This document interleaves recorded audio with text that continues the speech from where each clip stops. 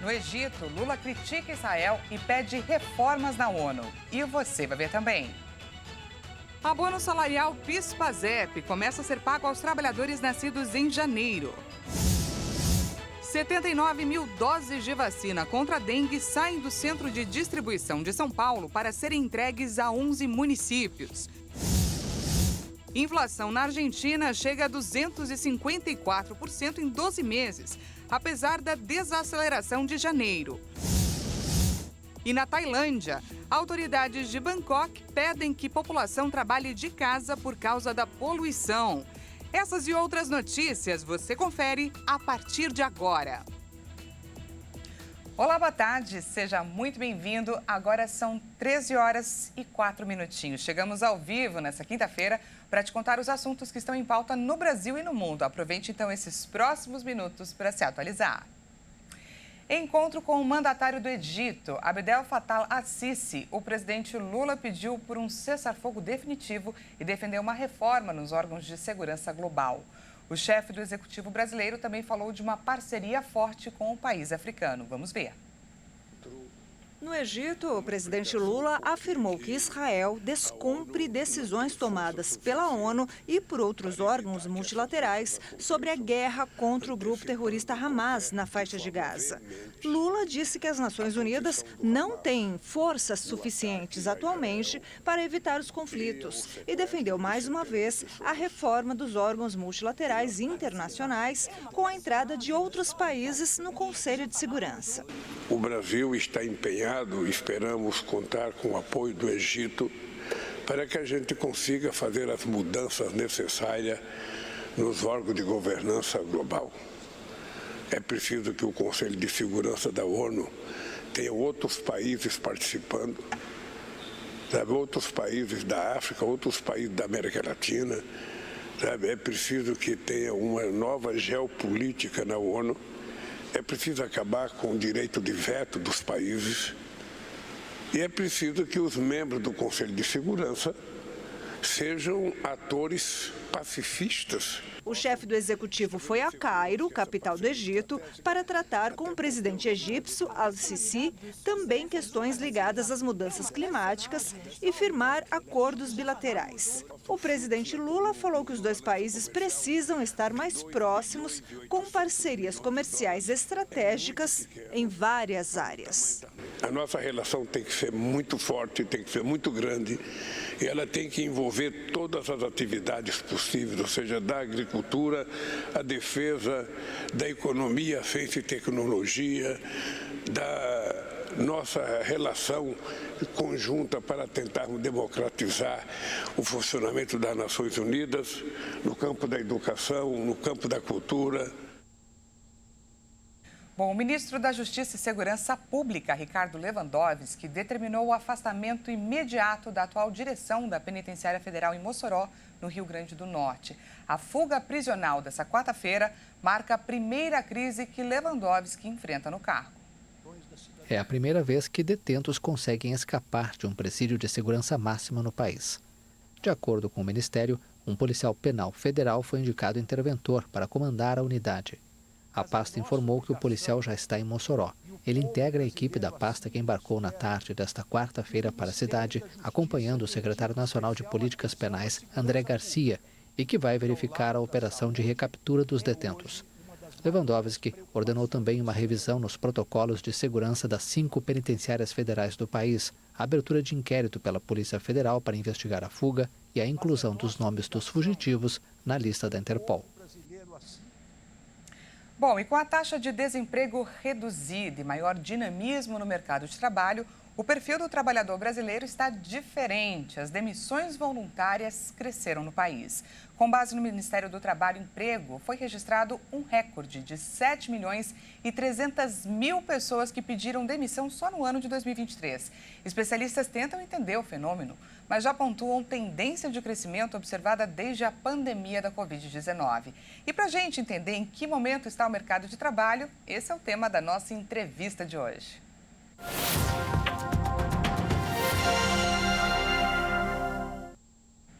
Chamo agora para um bate-papo a especialista em gestão de pessoas, Rosana Marques. Seja bem-vinda.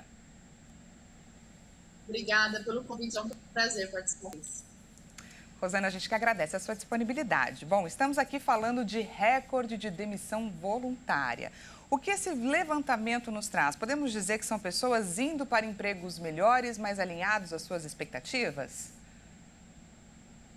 Sim, acredito que essa pesquisa exemplifica uma transformação que a gente vem vivendo desde a última crise, né, provocada pela Covid. Acho que muitas pessoas que estavam, às vezes, em empregos que não enquadram perfeitamente com essa oportunidades de trabalho que surgem. Então, realmente, está... Acho que a gente está com um probleminha com a Rosana, né, de conexão. Rosana, você me ouve e me vê perfeitamente? Infelizmente, gente, tivemos um problema de conexão. A gente vai tentar contato com a Rosana para a gente destrinchar um pouco mais sobre esse assunto que é tão importante para a gente. Uma notícia boa, inclusive.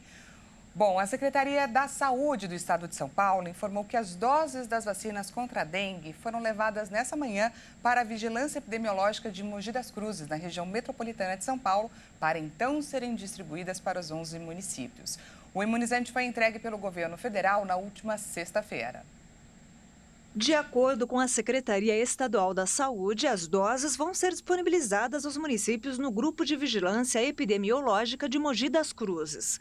79.400 doses do imunizante Qdenga do Laboratório Takeda contra a dengue foram enviadas no dia 9 pelo Ministério da Saúde para dar início à campanha de vacinação contra a doença no estado. Diante do número limitado de doses, o Plano Nacional de Imunização orientou que a vacinação seja iniciada em crianças de 10 e 11 anos nos 11 municípios do Alto Tietê, previamente definidos pelo Ministério. O planejamento estabeleceu 3 critérios de seleção para as regiões que receberão as primeiras remessas do imunizante no país. Cidades com mais de 100 mil habitantes, alta taxa de transmissão em 2023 e 2024 e predominância do vírus de sorotipo DENV2. Suzano, que foi uma das cidades que tiveram o maior crescimento no número de casos em 2024, está na lista, levando em consideração justamente o aumento no número de casos. A Prefeitura de São Paulo, por meio da Secretaria Municipal da Saúde, chegou a enviar um ofício ao Ministério no fim de janeiro, solicitando a distribuição de doses da vacina à capital paulista. A cidade registra alta nos casos da doença, mas ficou de fora na lista de municípios prioritários para o início da vacinação. O estado paulista já registrou mais de 49 mil casos de dengue confirmados e 9 óbitos desde o início do ano. Bom, e nessa sexta-feira, a Secretaria Estadual de Saúde vai se reunir com as prefeituras para discutir a capacitação em relação à campanha nos municípios. Logo após as doses, então, vão poder ser retiradas em Mogi das Cruzes. Bom, então agora a gente volta a conversar com a Rosana. A gente ia começar um bate-papo sobre uma tendência do mercado que foi observada aqui no ano de 2023. Houve um recorde de demissões voluntárias. Rosana, você me escuta agora? Escuto bem. Vocês me ouvem? Ouvimos sim, Rosana. Rosana, eu queria primeiro te apresentar, queria que você se apresentasse para a gente rapidamente, para retomar para quem agora acabou de ligar a televisão e está nos assistindo.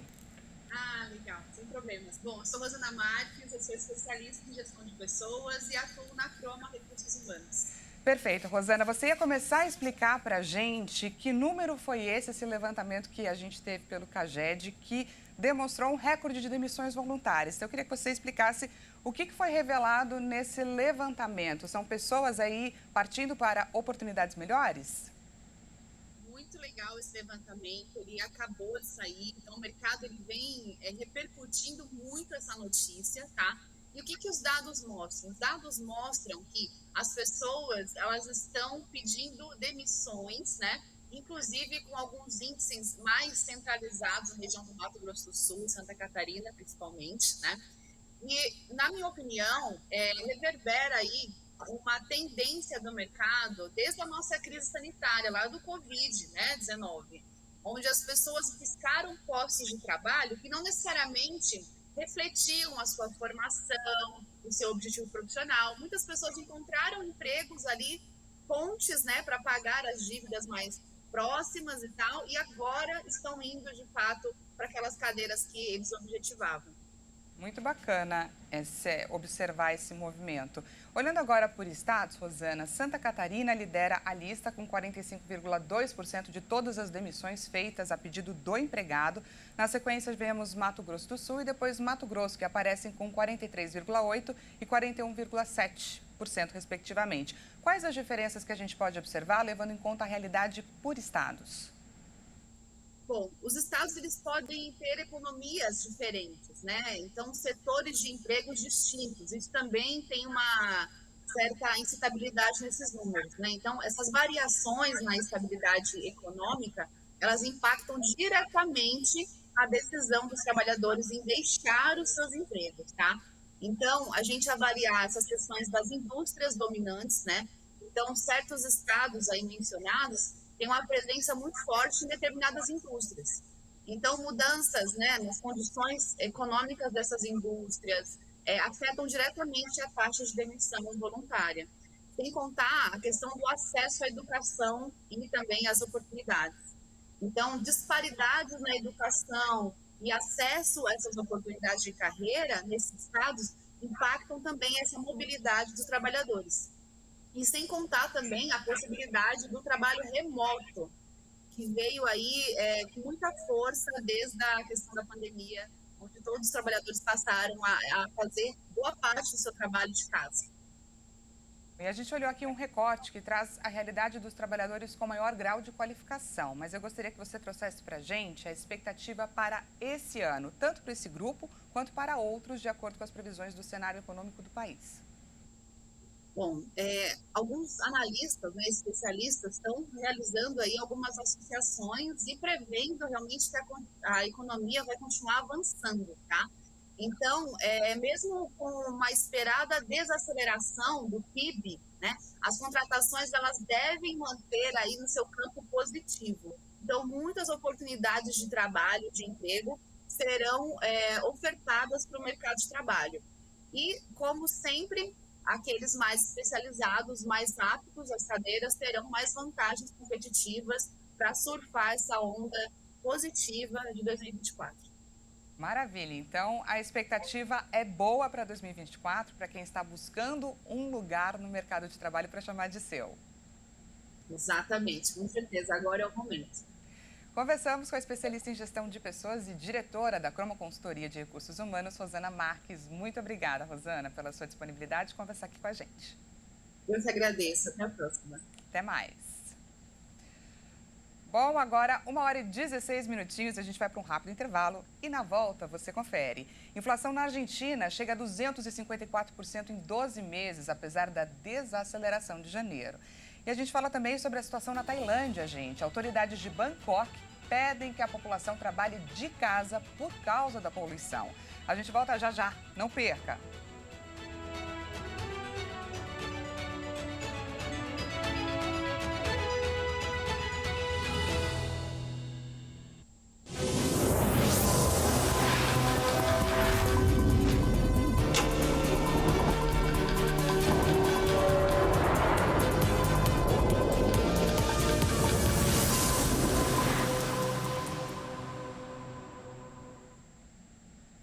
Seja bem-vindo mais uma vez, nós estamos de volta e ao vivo, agora 1h19 pelo horário de Brasília. Voltamos com mais destaques dessa quinta-feira para compartilhar com você. O abono salarial do PIS/PASEP começa a ser pago hoje a trabalhadores nascidos em janeiro. Vamos ver. Cerca de 25 milhões de trabalhadores começam a receber o abono de 27 milhões de reais do PIS/PASEP de acordo com o mês de aniversário. Cada trabalhador pode receber até um salário mínimo de R$ 1.412. São 2.890.000 servidores públicos que recebem pelo Banco do Brasil. 21.900.000 trabalhadores da iniciativa privada sacam o valor pela Caixa Econômica Federal.